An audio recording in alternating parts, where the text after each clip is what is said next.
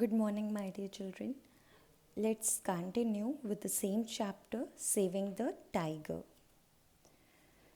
If no new tigers get added to the population, and if the ones present are hunted, the tigers in that forest will soon go extinct, as they have in some of our reserves. Here, Shekhar Dattari is saying that tigers in our reserves are going extinct. Okay? And this is because what we are doing, we are hunting and we are also not adding new tigers to the population. The one who are, we are killing them and we are not letting them increase their population. So if we continue to do this, what will happen? The population of tiger will go extinct. Now see paragraph number 5. Does this mean that the situation is hopeless? The answer is no. In some of our reserves like Kaziranga in Assam, Corbett in Uttarakhand and Nagarhode in Karnataka, good protection measures have resulted in thriving tiger populations.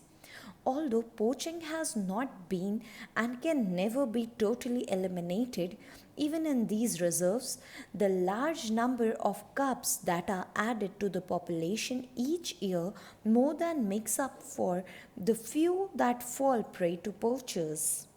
In this paragraph, writer is saying that situation is not at all hopeless and some of our reserves like Kaziranga, Corbett and Nagarhode are taking very good taking very good protection measures, and because of this tigers are increasing in the population.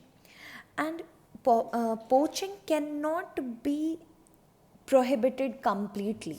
You cannot stop it absolutely. So every year they add few cubs, they raise few cubs properly, and that really helps in the increase of the population. But still, few cubs are there whom are poached. How is it that these reserves have succeeded in increasing their tiger populations where others have failed? It all comes down to good systems set up for protection.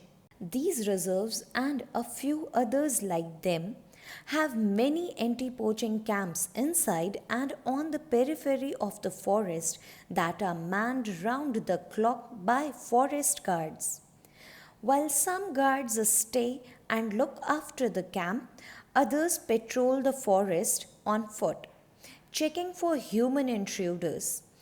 These foot patrols are crucial for detecting snares and traps that are set by poachers, which will not be visible if the guards just drive around the forest in jeeps.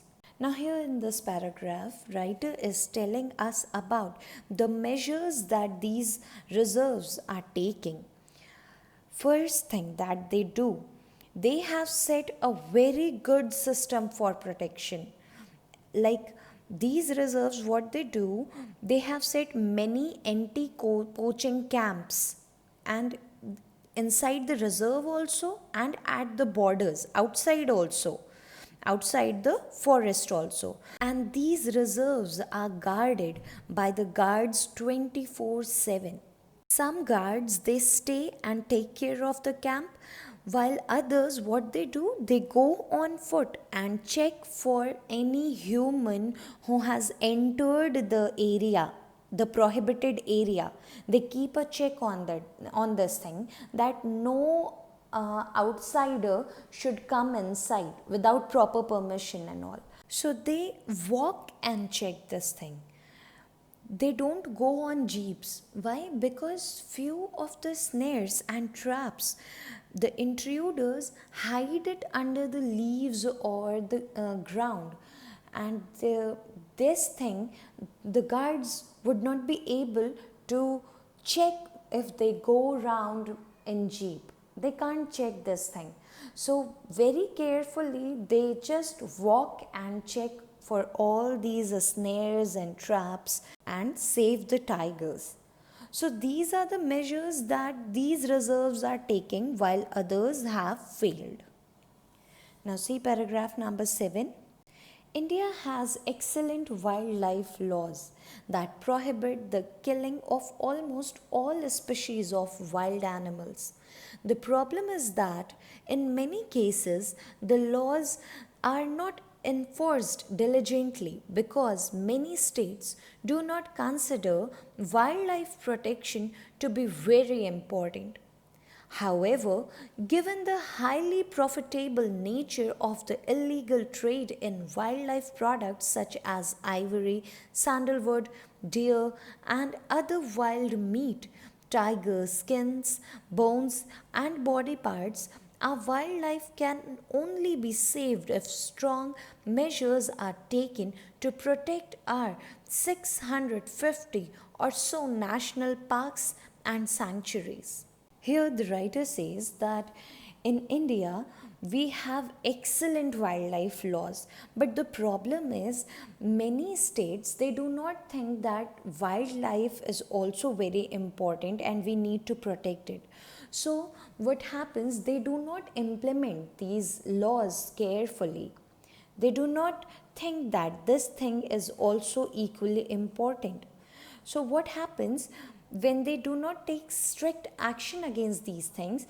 The poaching and the killing of the wild animals for their meat, ivory, sandalwood, deer, tiger skins, bones, and other body parts, they just kill the animal for these things.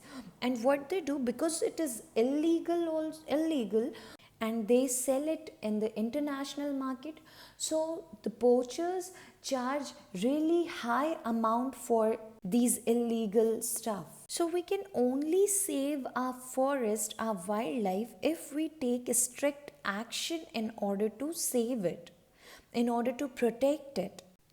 It is also extremely important for the forest department of each state to establish a friendly rapport with local people living on the edges of our reserves and involve them in conservation activities. Friendly informers in fringe villages can make the job of catching poachers much easier. Wildlife conservation is a complex and difficult task that can only succeed if government officials and common citizens join hands.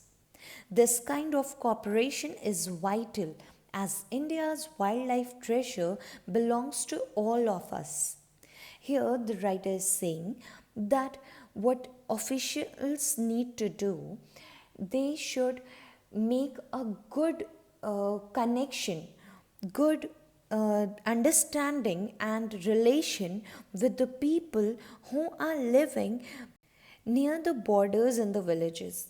They need to make a very good relations with the people in the nearby villages, because if they will do so, they will work as informers. Informers means they will the news to the officials if there is something people are planning to kill, and they will also disclose the names of the people who are involved in the poaching, because somehow everyone is connected and there are people from the nearby villages only who are doing such things.